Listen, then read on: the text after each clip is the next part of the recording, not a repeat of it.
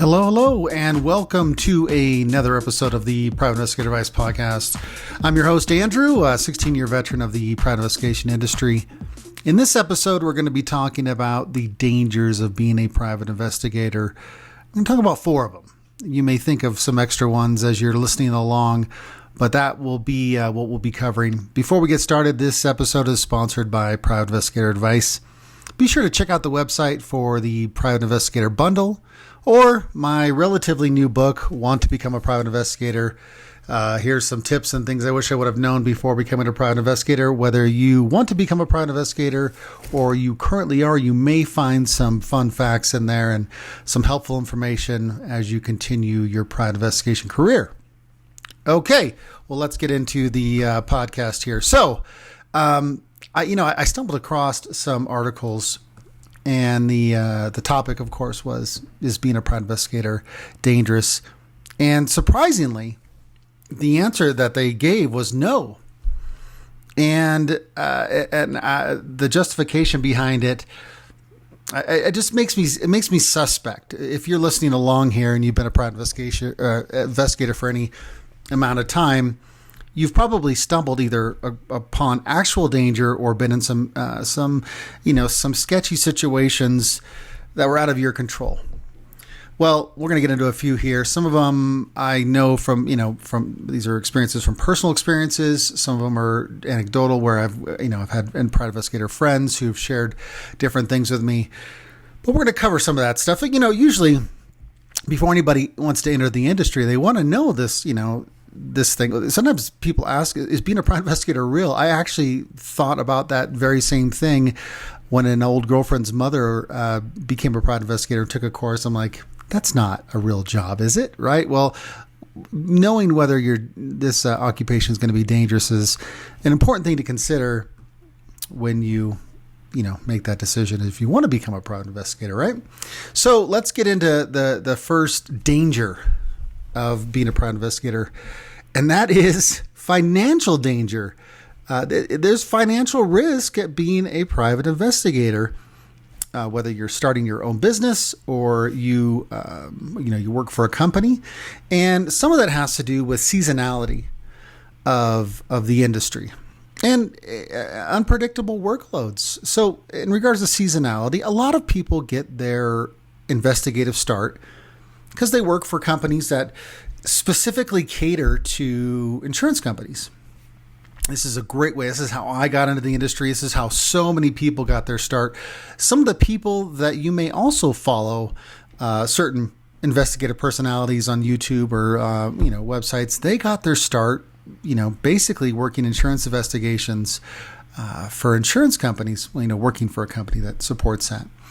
And so with that being said, in 16 years of being in that industry, one thing was always the same. And that was when winter came, things got a little bit lean. So there wasn't as much work. And there was a lot of things that contributed to that. A lot of, decision makers who in the insurance companies that would assign work to the companies that I work for, they'd be on vacation. So they wouldn't be around to, be assigning cases. They're spending time with their families too. So they'd be out of the office and therefore work wouldn't be getting, assigned to the investigation company.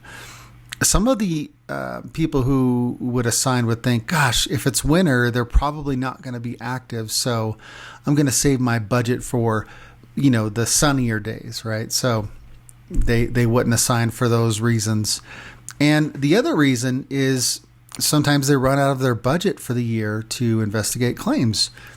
So they just don't have the money to throw at investigative companies to do that. They'll have to wait till their budget is renewed and then they start assigning, assignments again to investigators. So, there's a couple things, and I'm going to link to an article that reflects this conversation that I'm having with you guys. And it's going to have some links in there for you.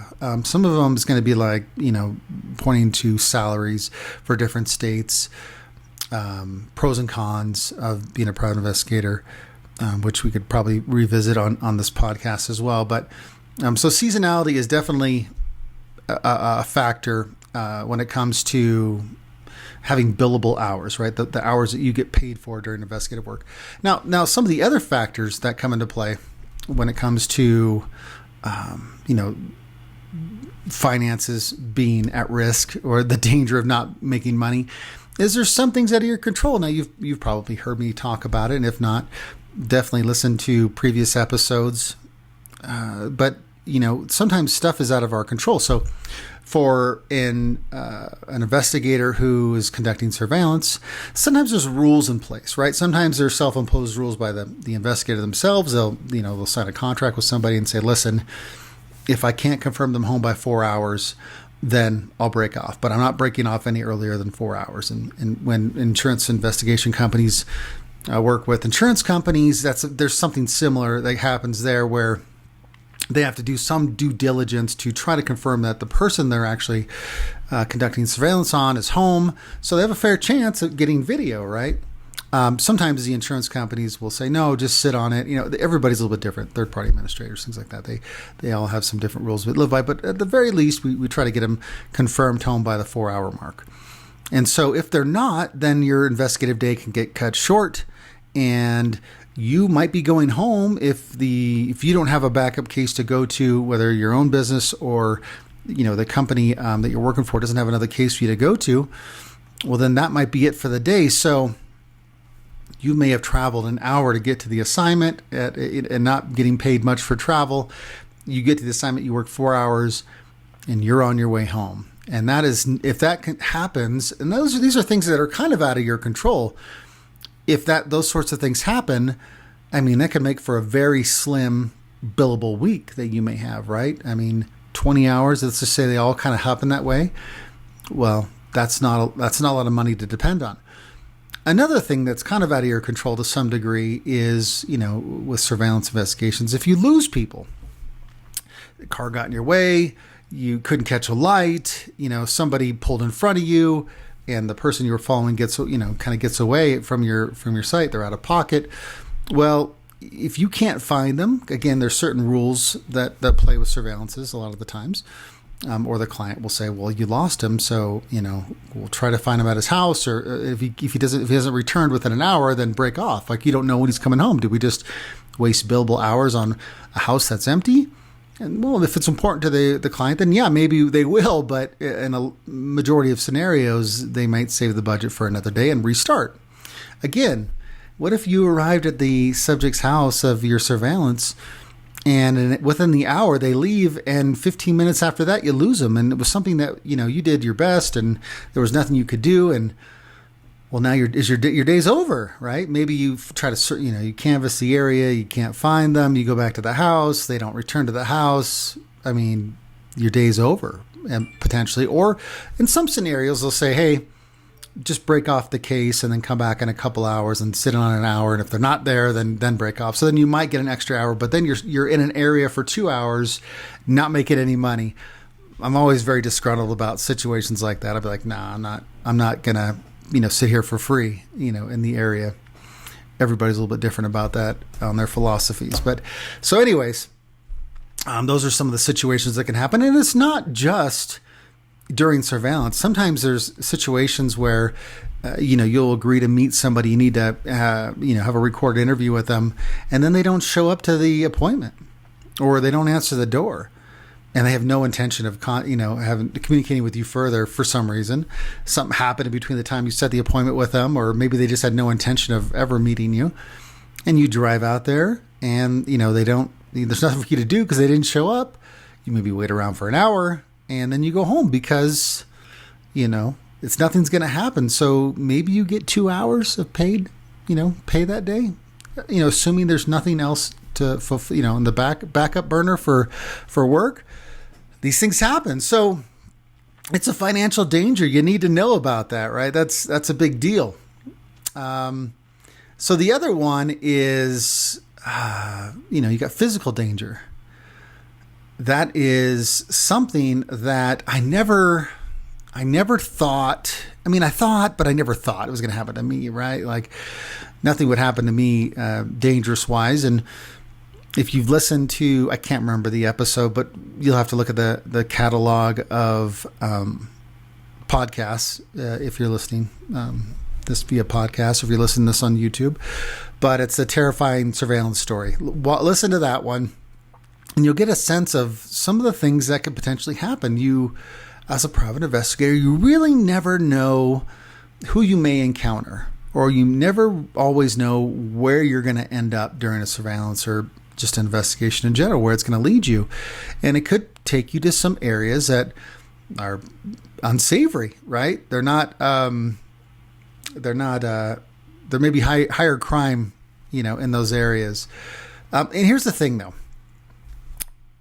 Typically, and this isn't, I can't speak for every single type of investigator or every single type of investigation they may come across, but I know from my experience that, like when I started working for Omega Insurance Services, it was, 20 years ago or whatever it's been now.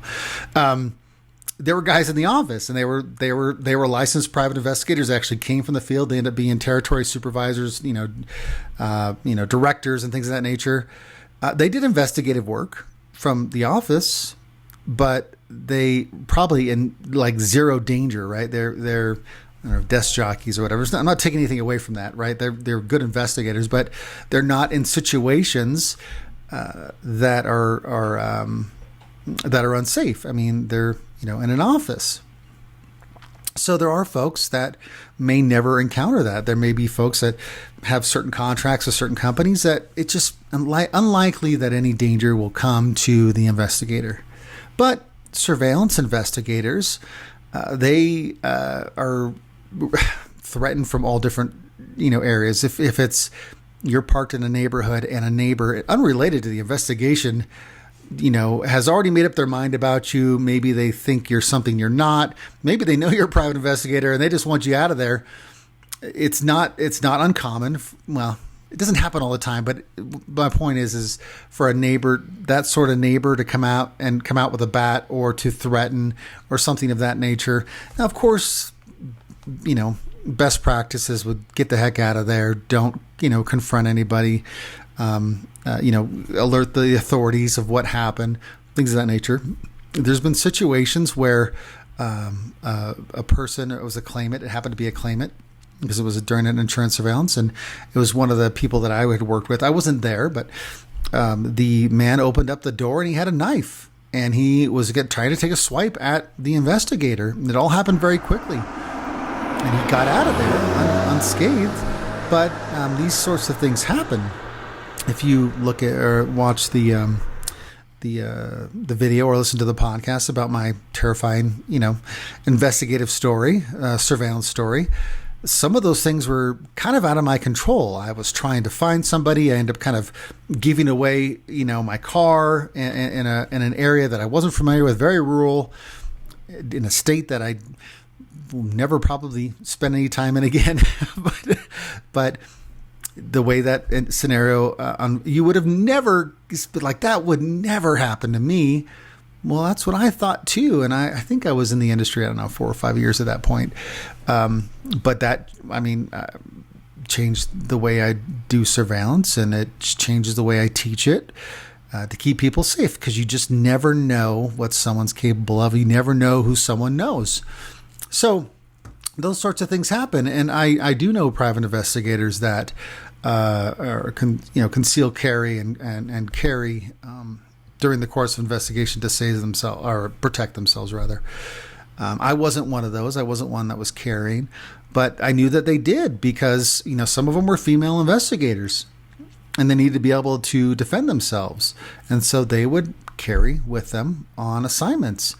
It happens. Why? Because there's a real fear. And if you guys want to, again, this article will link to some of the weapons that private investigators do use that aren't necessarily lethal, but just little things to help protect themselves. So, depending on the type of work you do, you may come across danger or dangerous situations. There have been times where I remember I was in, I was interviewing a young man and his friend because they had found a dead body in a creek. And I was trying to find out information about it, if I remember correctly. It's been a long time. But they took me out to this remote area that they said they were fishing. And I'll be honest with you. I mean, it was just me and these two guys that were probably twice my size. And I was a big guy. They were just bigger. And I'm here walking. I'm just thinking, oh, this is not good. I could not, if they're leading me out here for something, something bad could happen. Of course, I'm here. Nothing happened. I'm here to say, but it crossed my mind. I mean, it was this abandoned area, burnt cars that were, just in the area. Like, it's the place you go to do nefarious things. And they were out there fishing at the time that I guess they came across the thing or whatever. These sorts of things will cross your mind, So those are some of the dangers that can happen, and especially when people don't want to be found, they're very quick to threaten, and sometimes it's just a matter of you just diffusing it and leaving, but you just never know what's going to happen.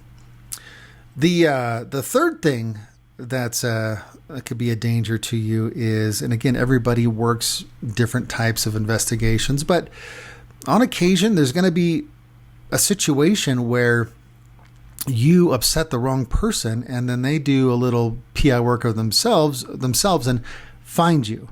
Again, you never know who somebody knows, right? They could help them find out where you live. And even if you're the best at, hiding your information, use a PO box or a personal mailbox, you work from a location that's, not an office place where you're a target.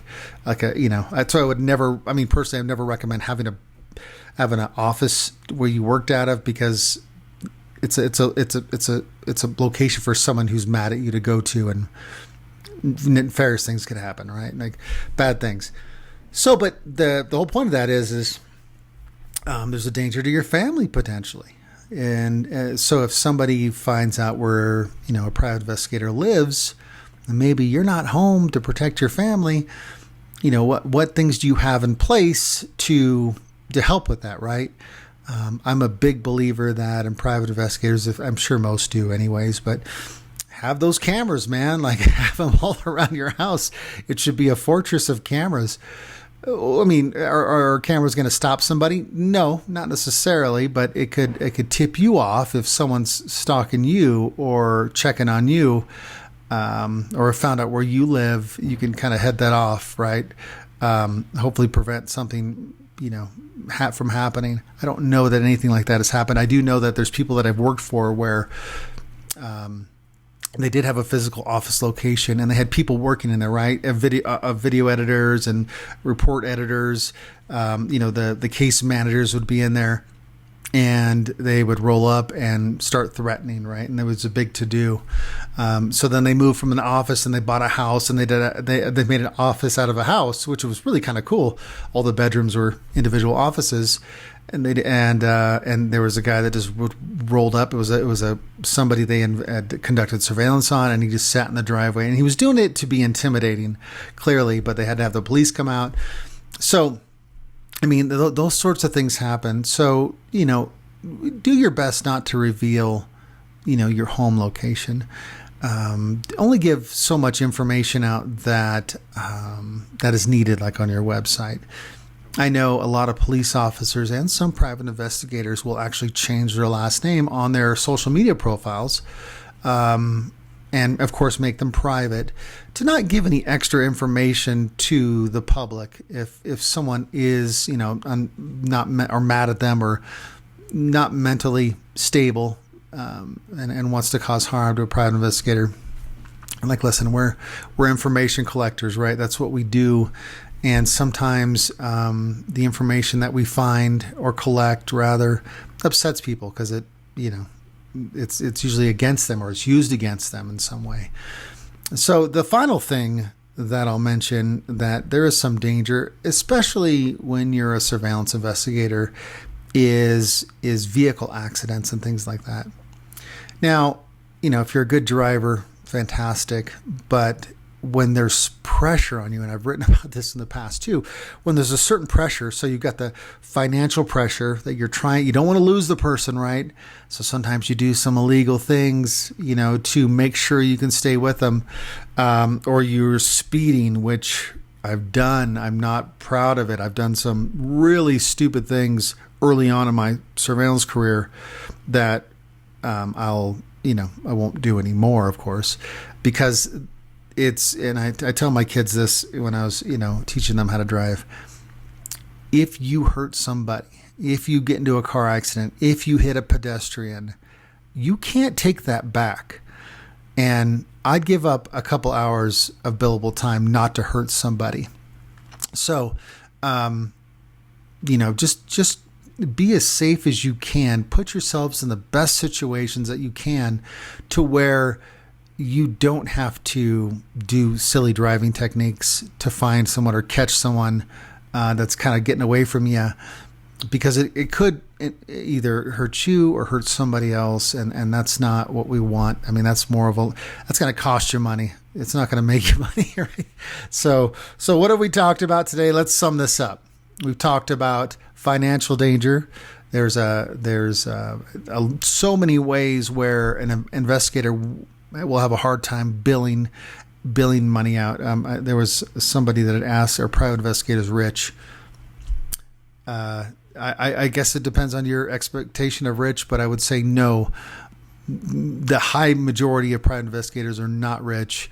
I mean, if we're using, let's just say $250,000 a year as a number, those investigators are, in my opinion, far and few between, and usually they're the owners of the companies. And if they're not the owners of the companies, they're working ridiculous amounts of hours.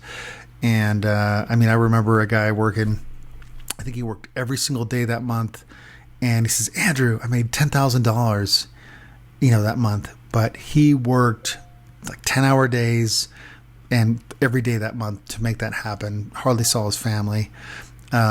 If that doesn't bother you and you feel like you can work 365 days a year, and I'm not saying, of course, this is one particular guy, but there's better ways to make $10,000 a month without, running yourself ragged. So I don't know, I kind of went on a tangent there. So financial dangers, then we have physical dangers. Physical dangers can come in all sorts of different ways. As a private investigator, my unofficial advice, my advice to you would be just really be aware of your surroundings. Try to see into the future a little bit as to what could potentially happen. If you're meeting, people for interviews, if you can't do it in a public place, like a library or something, it's quiet, but there's still people around, right? Something to, to help you out there. Or if you want to stay, safe, just, be a desk investigator, right? Where you're searching, pulling files, ordering files, things like that. You can do phone interviews if that works for you. And then protect your family. Get plenty of, I'd get an alarm system.